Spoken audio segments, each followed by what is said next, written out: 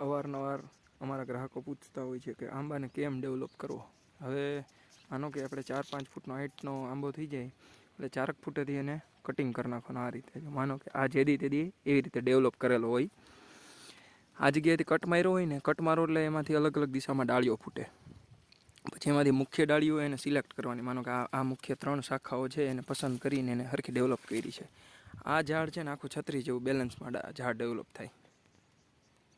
નીચેથી અમુક વિસ્તાર છે, માનો કે આ છે આ 4 ફૂટ જેટલી જગ્યા છે અહીં સુધી, તો એ 4 ફૂટને એમને કોરી રાખવાની, એમાં કોઈ ડાળીઓ રાખવાની નથી. આ રીતે આંબા વ્યવસ્થિત ડેવલપ કરો તો અમુક ટાઈમ પછી છત્રી થાય. અને બીજો ફાયદો આનો એ થાય કે ગમે ત્યારે ગમે એટલો પવન આવે, વાવાઝોડા આવે તો આ ઝાડવા પડવાના ચાન્સ ઓછા. આવી જ અવનવી આંબાની માહિતી માટે 8734 861173 અત્યારે જ આ વિડીયો તમારા એવા મિત્રોને મોકલો જેમને આંબાનું વાવેતર છે. ધન્યવાદ.